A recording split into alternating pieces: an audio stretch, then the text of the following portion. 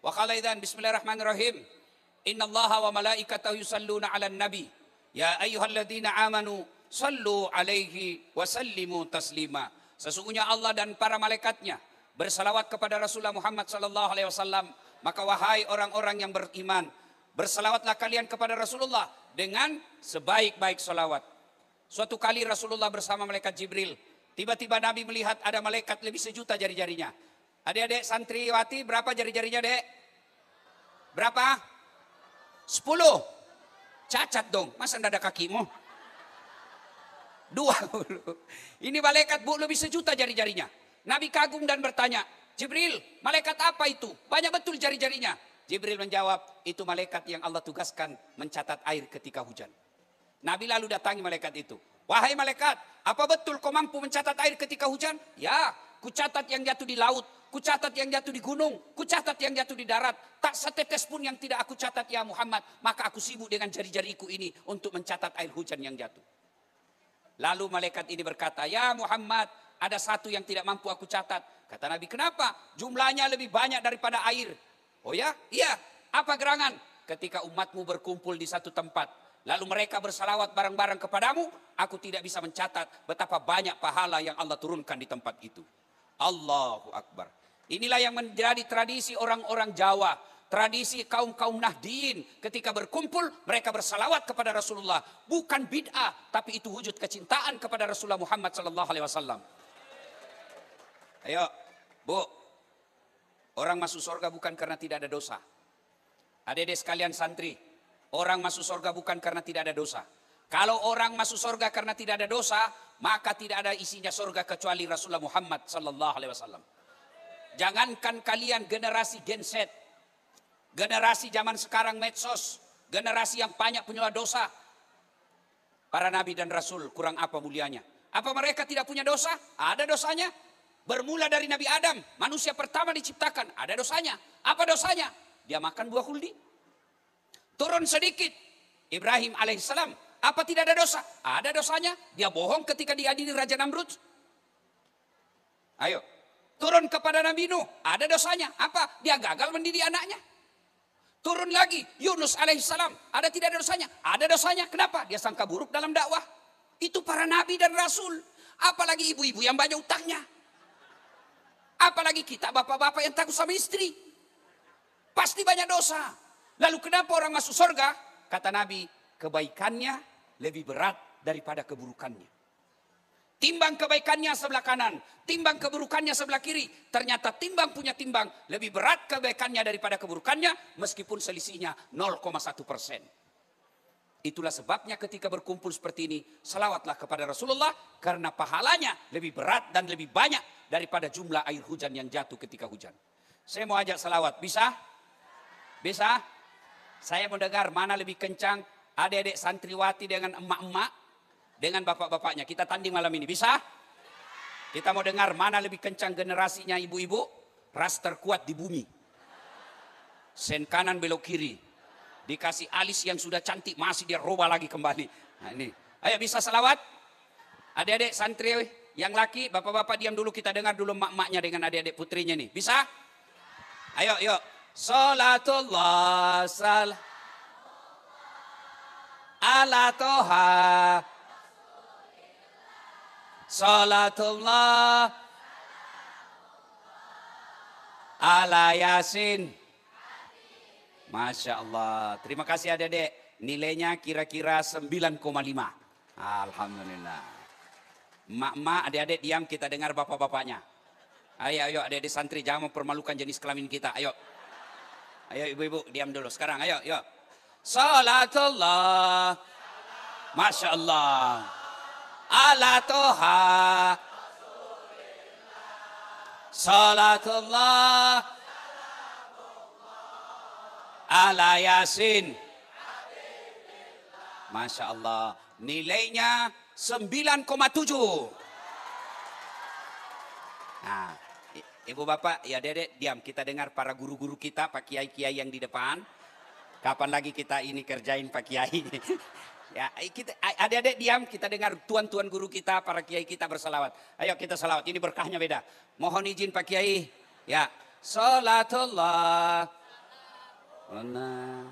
ala toha rasulillah salatullah mullah ala yasin.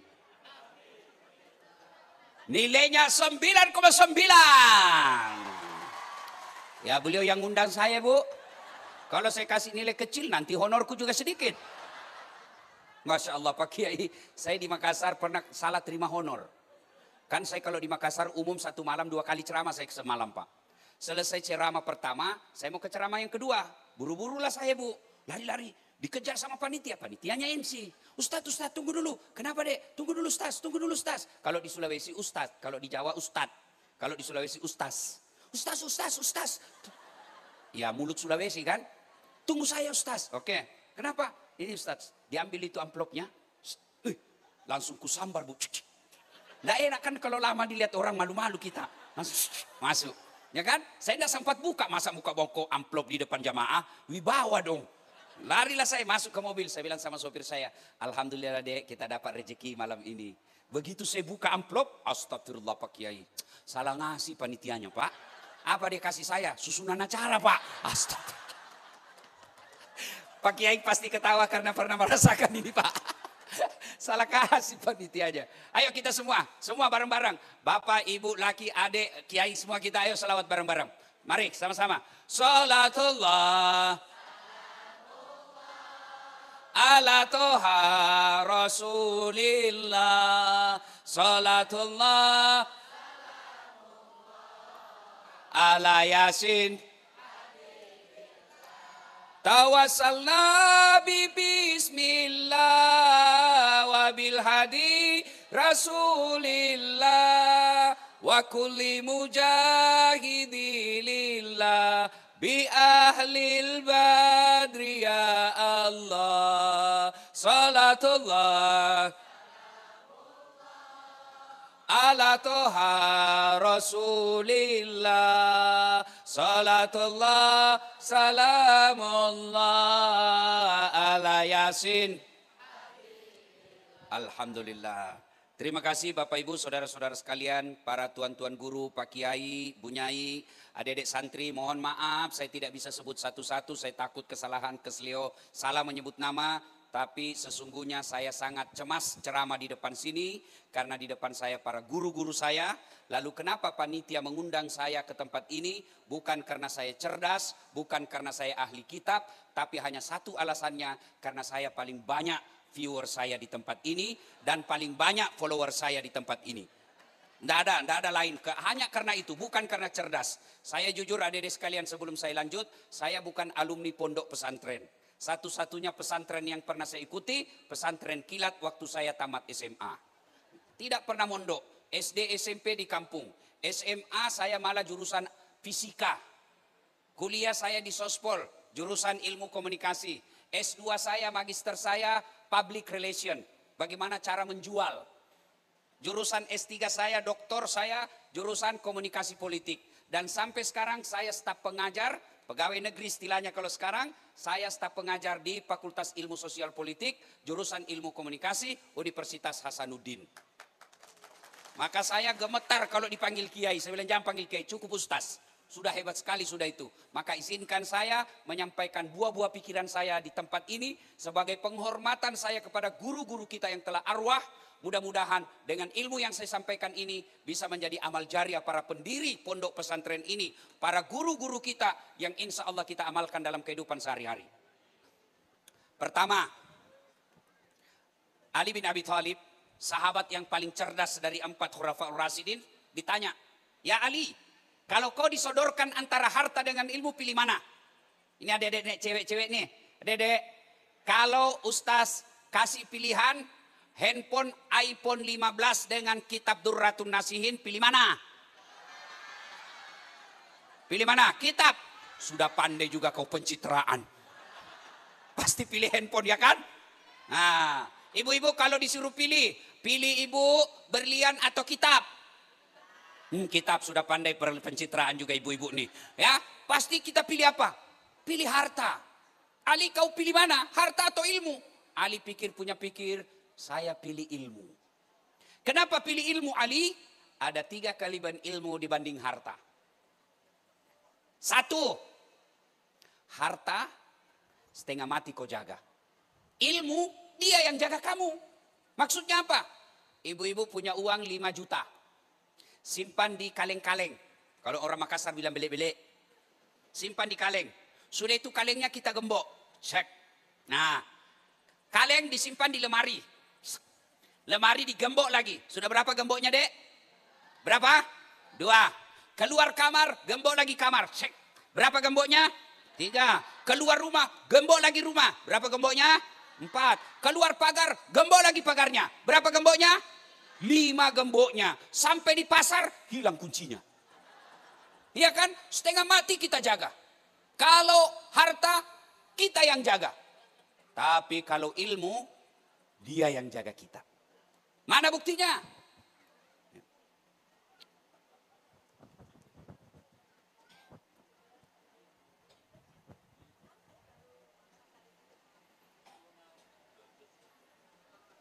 Ya, coba lihat adik-adik sekalian.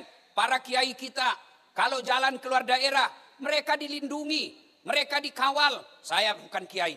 Tapi kalau saya diundang, biasa ditemani polisi, tentara. Apa sebabnya? Apa karena saya pejabat? Bukan. Apa sebabnya karena saya gagah? Tidak, saya jelek. Ayah, apa karena saya kaya? Tidak. Tapi kenapa saya diberikan pengawalan? Karena saya pergi dakwah. Kenapa saya dakwah? Karena ada ilmu di dalam otak saya, maka dengan ilmu Allah jaga saya.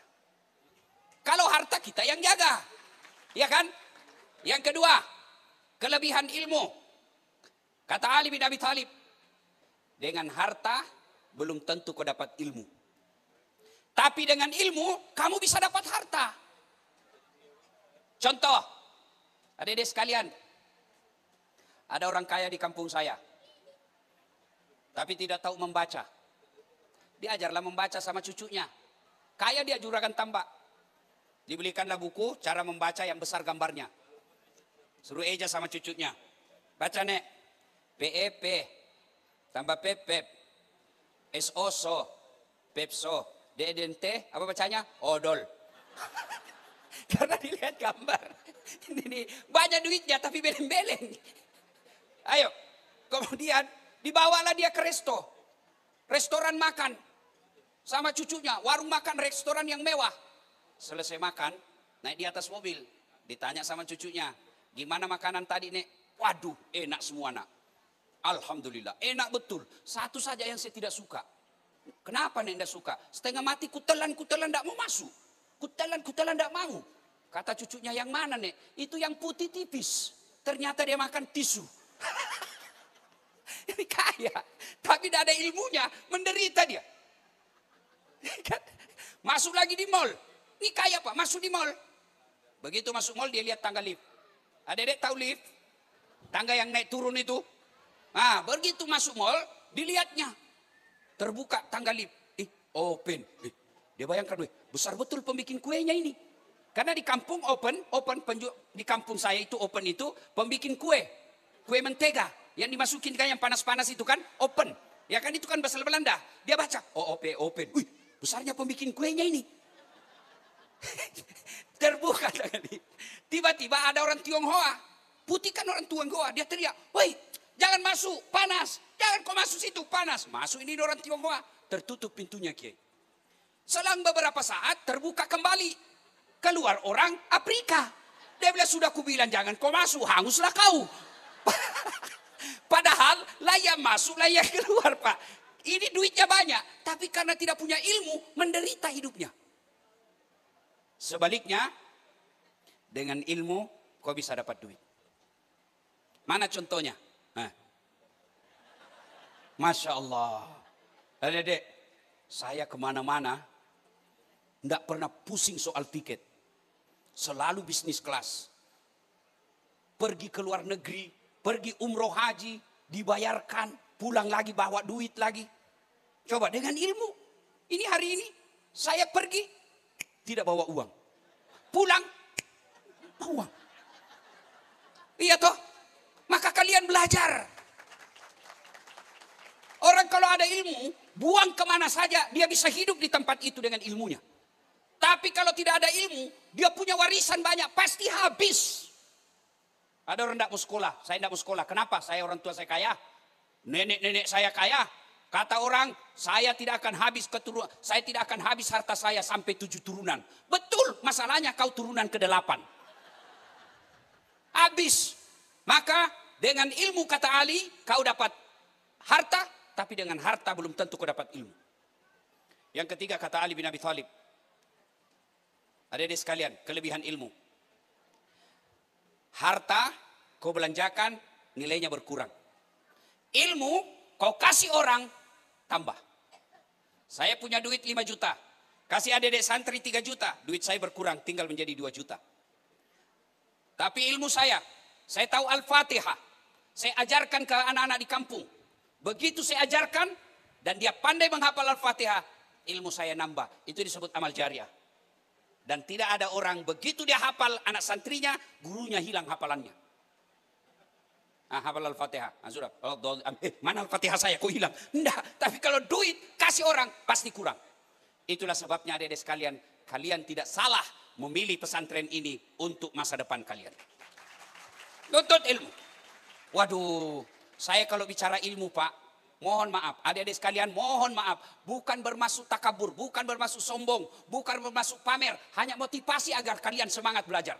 Saya saja ini yang bukan anak pondok, bisa dakwah. Masa kalian yang tidak punya, ya kalian yang anak pondok, alumni pondok, masa kalah sama mereka yang sarjana tidak beragama atau Islam. Masa kalian kalah pada mereka yang tidak pernah baca buku-buku Duratun Nasihin. Masa kita kalian kalah sama mereka? Padahal Allah sudah janji, yarfa'illahu alladhina amanu minkum walladzina utul ilma darajat. Allah angkat derajatnya. Saya bukan bermaksud sombong. Adik-adik sekalian, saya waktu sekolah di kampung, saya kalau lihat pesawat, saya kejar itu. Kepala bahasa Bugis, kepala lutu, kepala lutu. Waktu saya masih dalam hati saya, bisa aja ke saya naik pesawat ini saya meninggal. Waktu itu, alhamdulillah dengan ilmu yang saya punya, capek sekarang saya naik pesawat. Hebatnya gratis. Siapa yang bayarkan? Panitia. Dengan apa? Ilmu. Dulu, demi Allah, saya pernah menjadi pegawai cleaning service travel paling besar di Makassar dan se-Indonesia. Saya cuma minta, saya membersihkan 4 toilet 1 hari. Saya bilang sama panitianya, pengurus travel, tidak usah gaji saya, tapi kalau ada undian umroh, masukkan nama saya, mudah-mudahan saya bisa umroh gratis. Sampai tutup itu perusahaan saya tidak dapat. Tapi alhamdulillah dengan izin Allah, saya punya travel sendiri sekarang. Bahkan bisa mengumrohkan orang. Apa karena saya gagah, apa karena saya pejabat, apa karena saya keturunan bangsawan? Bukan, karena saya ada ilmu. Bukan bermaksud takabur, boleh dilihat di medsos. Dari semua manusia Indonesia, kira-kira kurang seperti saya, yang 9 kali ceramah di depannya Bapak Joko Widodo. Apa karena saya pejabat? Bukan. Apa? Karena saya punya ilmu. Dulu saya sekolah jalan kaki berkilo-kilometer. Alhamdulillah. Dengan izin Allah. Sekali lagi, bukan bermaksud sombong. Supaya kalian punya motivasi belajar. Masa kita kalah sama mereka yang bukan orang pondok? Masa kita kalah sama mereka yang tidak pernah sholat duha? Masa kita kalah sama mereka yang tidak pernah bangun tahajud? Masa kita kalah bagi mereka yang tidak tahu ngaji? Ini supaya motivasi kalian mau. Dunia ini kalau kalian punya ilmunya, insya Allah Allah kasih kalian. Dulu saya jalan kaki, alhamdulillah. Kendaraan yang saya pakai sekarang, sepertinya tidak cukup 5 orang yang punya seperti di Makassar. Dengan izin Allah. Saya pernah sekolah, kuliah. PIS 3, Sospol, lantai 2. Saya keluar dari kelas, ditunduk saya senior saya. Dasad, kamu tidak malu-malu itu, bajumu semua baju bekas. Makassar bilang cakar. Apa itu cakar? Baju bekas, beli. Kalau di toko resmi 100.000 satu. Kalau toko cakar 100.000 5 masih bisa ditawar. Dia bilang, kau tidak malu pakai baju begitu? Enggak. Saya tidak marah, saya tidak balas, saya hanya berdoa, berikan saya umur panjang, saya bisa berbuat baik sama orang ini. Alhamdulillah Ibu, sepertinya sudah 8 tahun, setiap Ramadan saya kasih uang itu orang. Yang pernah hina saya. Saya kasih zakat. Dengan izin Allah. Saya pernah jadi pegawai catering yang punya orang bau-bau, almarhum Bapak Reza namanya. Saya tinggal Jalan Harimau Lorong 77B. Saya bilang sama Bapak Reza, Pak Reza kasih kerja saya antar nasimu, tidak usah gaji saya, kasih makan saya 2 kali sehari sama adik saya. Itu aja gaji saya. Tapi dengan ilmu, alhamdulillah, dunia kita bisa genggam. Itu janji Allah. Saya angkat derajatmu dengan catatan iman, ilmu. Ilmu kita tahu kitab, ilmu kita tahu dalil. Tapi yang susah, adab itu iman. Tidak ada gunanya kalian hafal kitab, tapi tidak punya tata krama. Tidak ada artinya kita punya hafal segala dalil, tapi kita ngomong takabur, ngomong sombong, ngomong menghina orang. Berbeda pendapat, tidak mau menerima perbedaan. Maka begitu saya masuk tadi, subhanallah, adik-adik saya di sini masih mau menerima tata krama. Jalan di depan gurunya tidak berdiri tapi pakai lutut. Yang hampir tidak pernah lagi kita lihat di bumi Indonesia ini. Pelihara itu adab-adab itu. Kalau cuma cerdas saja tapi tidak punya akhlak, tidak ada gunanya. Coba lihat yang di penjara KPK. Coba lihat yang ditangkap ke polisi. Ada enggak mereka orang bodoh? Yang ditangkap KPK itu, profesor, doktor, pejabat-pejabat tinggi, sekolahnya banyak. Apa yang kurang? Adabnya. Akhlaknya. Maka kalian tidak salah sekolah, tuntut ilmu isi otak. Hatimu diisi dengan apa? Belajar di pesantren. Insya Allah, kalau belajar di pesantren, kalau tidak dapat dunia, kita insya Allah dapat akhiratnya. Tapi kita berharap dapat dunia, dapat pula akhiratnya.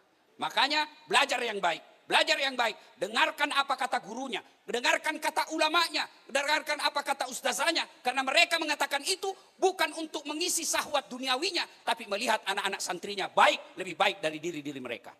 Belajar. Satu, tuntut ilmu pengetahuan. Dengan catatan, ingat, wa ma utitu minal ilm illa qalila. Saya tidak kasih kamu ilmu kecuali sangat sedikit, maka setelah punya ilmu jangan sombong. Apa ciri-ciri sombong? Tidak mau menerima perbedaan pendapat. Sekarang ini banyak tantangan kita. Anak-anak kita belajar di medsos. Ya mereka gelar mereka adalah kelompok sunnah. Saya ini paling sering dimaki-maki di medsos. Dibilangi ustadz stand up. Dibilangi ustadz pencari muka. Dibilangi ustadz pelat merah. Tidak ada urusan. Yang penting ada pendengar saya. Saya kan dimaki-maki. Di Facebook itu kan ada ustadz sunnah. Cari nama saya. Tidak ada nama saya. Ustadz tidak sunnah. Nama saya ke-13. Saya coba kenapa kau tulis namaku tidak sunnah? Iya, kau setengah mati bicara sunnah kalau maulid. Kau tidak pelihara sunnah dasar. Saya bilang, kenapa kau tuduh saya tidak pelihara sunnah? Dia bilang, buktinya kau tidak sunnah. Apa? Buktinya tidak pakai jenggot. Saya bilang, mau diapa kalau tidak mau tumbuh?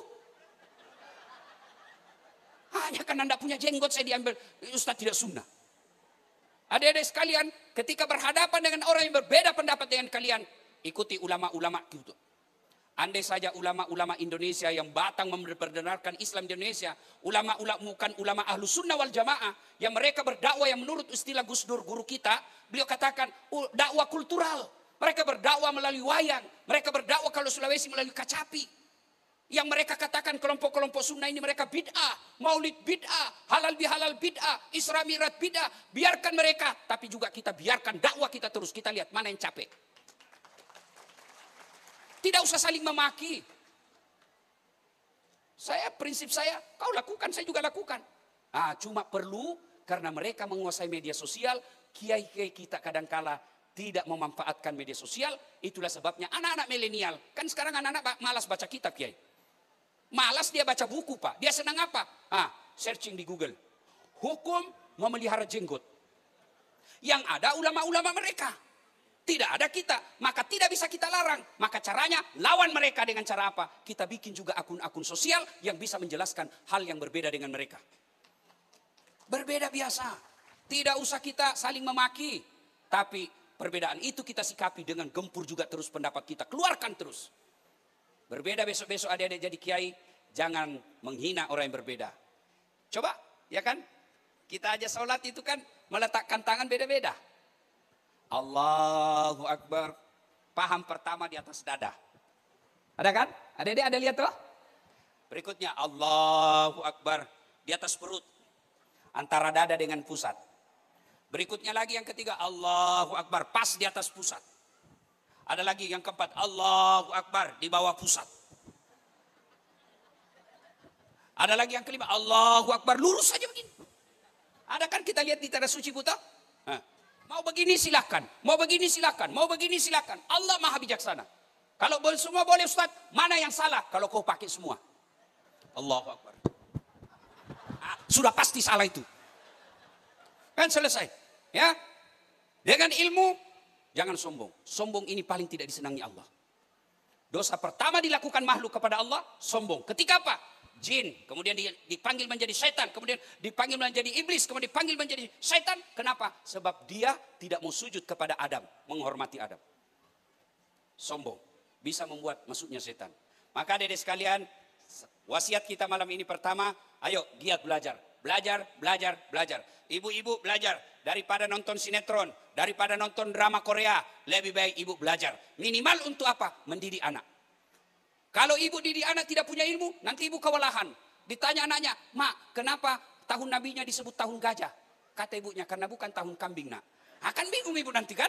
Maka belajar, kalau ibu belajar, maka itu yang akan meneruskan pelajaran ilmu-ilmu yang ibu dapat, bisa diwariskan ke anak-anak kita. Yang kedua, pesan. Nabi pernah ditanya. Nabi pernah bertanya, "Atadruna manil muflis?" Tahu enggak kamu siapa yang bangkrut di akhirat kelak? Yang tidak sholat ya Rasul, dia sholat. Yang tidak puasa ya Rasul, dia puasa. Yang tidak haji ya Rasul, dia haji. Tidak bayar zakat ya Rasul, bayar zakat. Lalu kalau begitu siapa yang Rasul yang bangkrut? Kata Nabi, jarusu wa khati'ur rahim. Tetangga yang jahat sama tetangganya dan yang memutuskan tali persaudaraan. Kenapa dia bangkrut ya Rasul? Dia akan sholat, dia puasa, dia haji, dia bayar zakat. Kata Nabi, betul, hablum minallahnya baik. Ibadah mahdanya baik, tapi sayang di komplek tidak ada yang senang. Depan rumahnya bertengkar gara-gara parkir. Sebelah kanan rumahnya bertengkar gara-gara got. Sebelah kirinya bertengkar gara-gara binatang ternaknya. Belakang rumahnya bertengkar gara-gara tumbuhannya. Orang seperti ini, meskipun hitam jidatnya, tapi tidak ada yang senang dalam kawasan itu. Mereka nanti akan bangkrut di akhirat. Kenapa? Begitu dia tos salatnya. Ya Allah, ini salatku. Datang tetangganya. Tunggu dulu. Saya pernah diserobot, saya punya pagar. Gara-gara dia serobot pagar, saya tidak punya got. Setiap hujan, banjir rumah saya. Gara-gara dia, 15 tahun saya selalu kebanjiran. Kata Allah, ya sudah, ambil salatnya. Habis salatnya, Bu. Dia setor lagi puasanya. Ya Allah, ini puasaku. Datang lagi tetangganya. Tunggu dulu Tuhan. Saya pernah bertetangga itu. Saya pernah sama-sama caleg. Dia fitnah saya. Katanya mobilku hasil korupsi. Gara-gara fitnahnya saya tidak terpilih padahal saya sudah jual sawah. Saya minta keadilan. Allah berfirman, ya sudah ambil puasanya. Habis amalnya semua, Bu, masih ada yang datang. Saya juga pernah difitnah. Katanya anakku yang lurus rambutnya bukan anaknya suamiku. Karena suamiku keritin rambutnya. Dia tidak tahu anaknya lurus rambutnya karena sudah direbonding. Gara-gara fitnahnya ya Allah. Saya tinggalkan kampung karena dia selalu memfitnah saya, menggosip saya. Ini penyakitnya ibu-ibu, tukang gosip. Ya. Allah, dia bilang yang tadi banyak amalnya. Gimana lagi Tuhan, sudah habis amal saya. Allah sampaikan, tidak ada kebatilan, tidak ada penganiayaan, tidak ada kejahatan kepada sesamamu yang tidak dapat balasan hari ini. Supaya adil, ambil dosanya orang yang pernah kau sakiti. Itulah yang disebut bangkrut.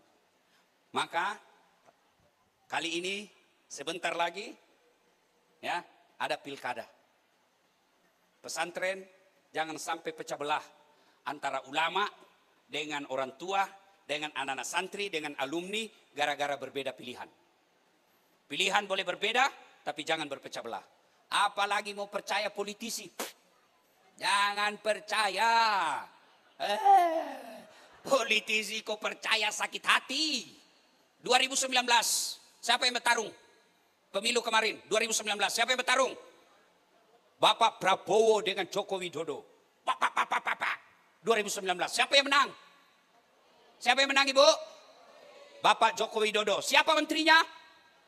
Prabowo. Itu satu paket. Kalian bertetangga masih musuh. Sudah, kalau politik jangan baper. Jangan berpecah belah. Lihat aja nanti pilgub Jakarta. Lihat aja nanti. Maka boleh berbeda pilihan tapi jangan berpecah belah.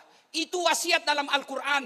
Wa'tasimu bihablillahi jami'an wa la tafarraku. Berpegang teguhlah engkau kepada tali persaudaraan agama Allah dan janganlah engkau bercerai-berai.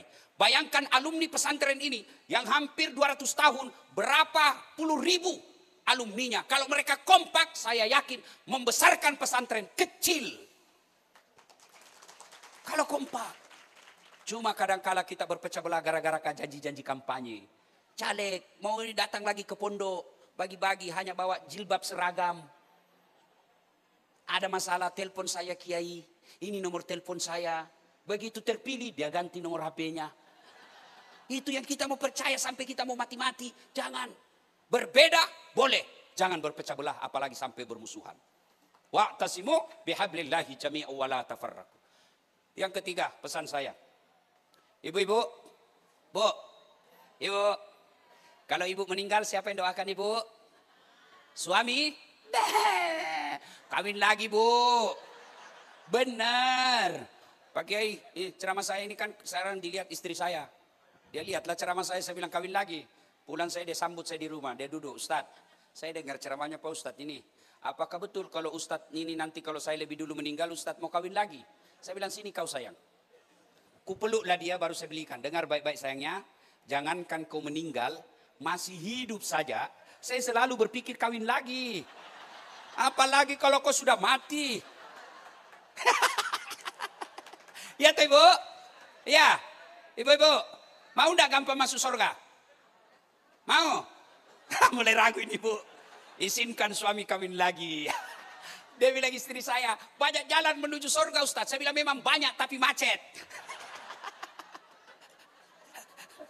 Ayo. Nah, ibu siapa yang doakan kita?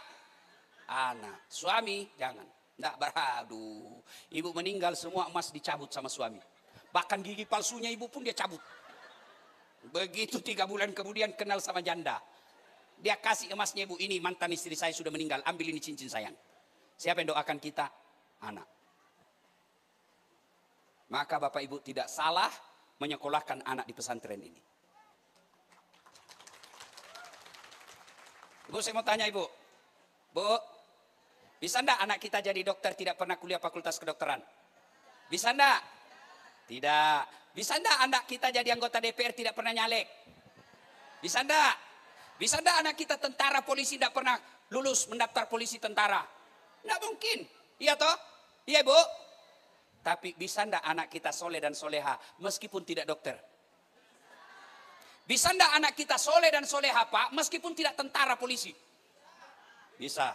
Itu pesannya sesungguhnya menjadikan anak kita soleh dan soleha jauh lebih gampang daripada menjadikan anak kita tentara, polisi dan dokter.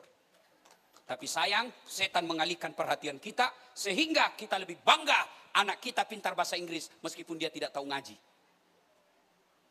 Apa hebatnya kalau pintar bahasa Inggris? Ada di Makassar bilang, Ustadz hebat itu orang tua Ustadz. Apa hebatnya? Anaknya Ustadz pintar semua bahasa Inggris. Bahkan itu anaknya yang terakhir baru kelas 2 SD sudah pintar bahasa Inggris. Saya bilang, enggak hebat itu. Masa Ustadz? Enggak hebat, banyak yang begitu. Masa banyak pintar bahasa Inggris? Iya, coba Bapak ke Inggris. Anak-anak semua bahasa Inggris di sana. Apa hebatnya? Apakah kalau anakmu pintar bahasa Inggris, dia berdoa pakai bahasa Inggris? Oh my God, please help me my mother. Bleh. Pasti dia pakai bahasa Jawa. Apa? Ayo, coba lihat anak-anak kita sekarang. Pergi ziarah kubur, apa dia berdoa? Tidak, karena dia tidak tahu berdoa. Kalau ibu bapak titip anaknya di pondok, 1, sudah pasti sholat. 2, sudah pasti makan halal. 3, sudah pasti tata krama. 4, sudah pasti berjamaah sholatnya.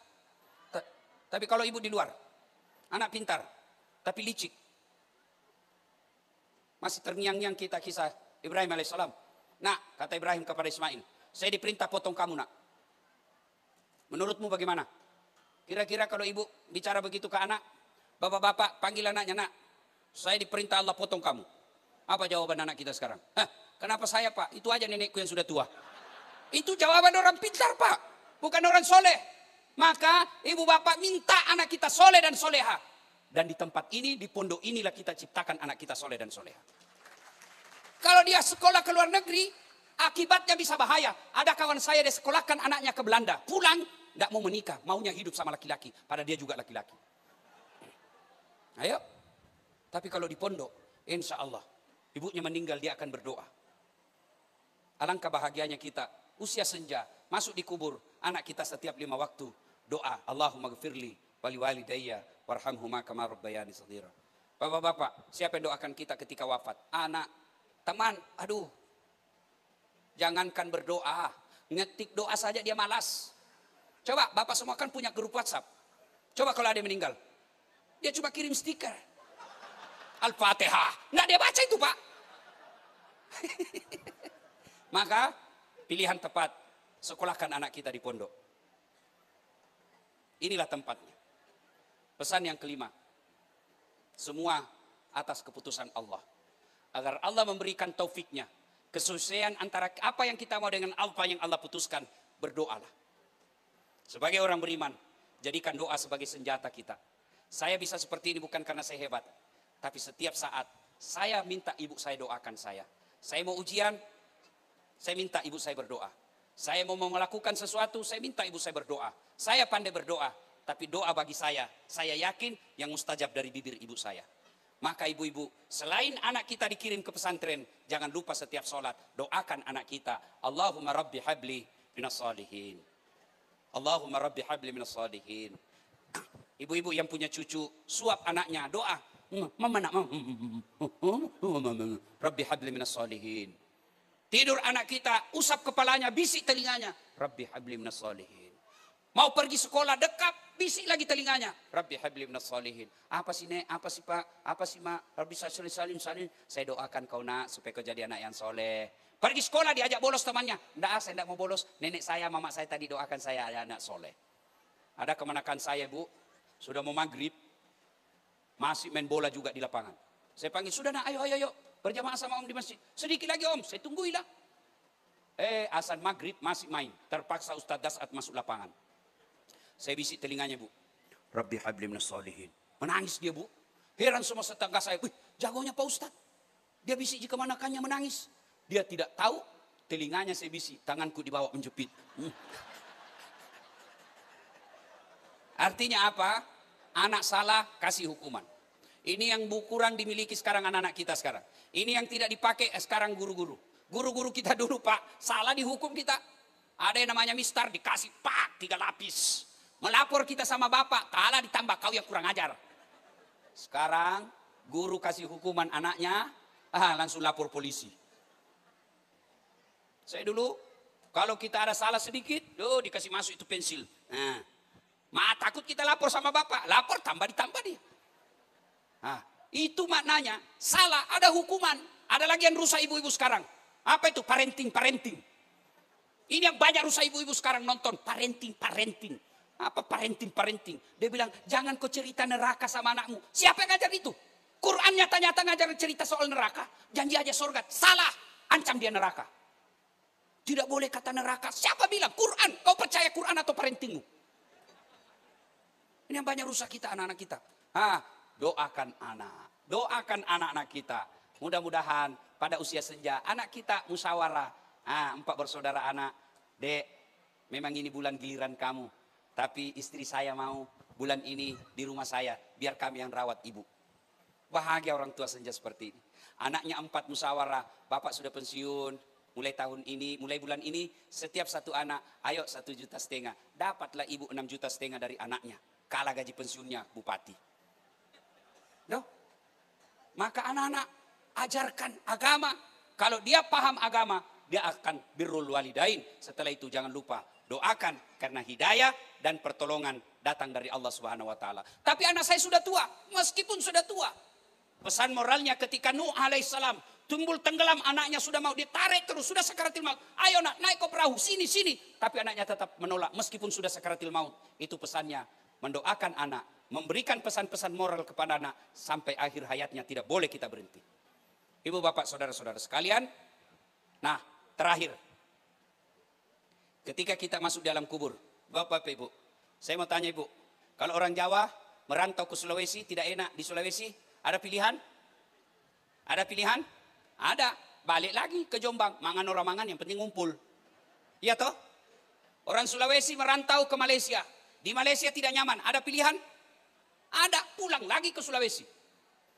Pilkada kalah, ada pilihan? Ada, tanding lagi 5 tahun yang akan datang. Seperti Pak Prabowo 3 kali baru menang. Iya kan? Saya polisi, tidak disenang sama pimpinan saya. Saya dimutasi jauh-jauh. Ada pilihan? Ada. Apa? Pensiun dini. Ibu-ibu punya suami cerewet, ada pilihan? Ada? Ada. Ceraikan saya. Bapak-bapak punya istri malas, suka ngomel, periksa HP aja kerjanya. Ngomel ngamu-ngamu, ada pilihan. Malah 2 pilihannya Pak. Ceraikan atau ganti. Iya toh? Tapi Bapak Ibu masuk kubur ada pilihan? Ada pilihan? Masuk kubur enggak enak, pulang dulu. Begitu keluar viral satu dunia Pak. Tapi kata Nabi, don't worry, be happy. Jangan kau cemas, meskipun kau sudah masuk kubur. Ada 3 amalan yang mengalir terus menerus meskipun kau sudah wafat. Dan amalan itu berkumpul di pesantren. 1, anak yang soleh dan soleha. Itulah anak-anak santri kita. Bukan anak yang dokter, anggota DPR, bukan. Anak yang soleh dan soleha. Yang kedua, harta yang kita sedekahkan. Membayar di sini, itu adalah sedekah fisabilillah. Dan kalau Bapak bayar, dia makan ustadznya, dia makan ustazanya. Selama darah dagingnya ustazah dia pakai karena ibu beli beras. Selama itu dapat kiriman amal. Makanya rajin-rajinlah traktir para guru, para ustadz. Jangan pejabat kau traktir, dia pakai korupsi tangannya. Ya, yang ketiga, apalagi anak soleh-soleha, harta yang disedekahkan, ilmu yang bermanfaat. Inilah pesantren ini. Maka cintai pesantren ini, rawat pesantren ini, anak-anak didiknya harus kita pelihara dengan baik. Insya Allah jaya dunia, abadi dan selamat di akhirat. Inilah tujuan pendiri ulama-ulama kita. Dijadikanlah pondok pesantren ini menjadi generasi yang bukan hanya cerdas otaknya, tapi juga bagus akhlaknya. Mudah-mudahan ada manfaat. Mohon maaf apabila ada salah dan khilaf. Lebih dan kurangnya mohon dimaafkan. Usikum wa nafsi bitaqwallah. Fastabikul khairat. Assalamualaikum warahmatullahi wabarakatuh.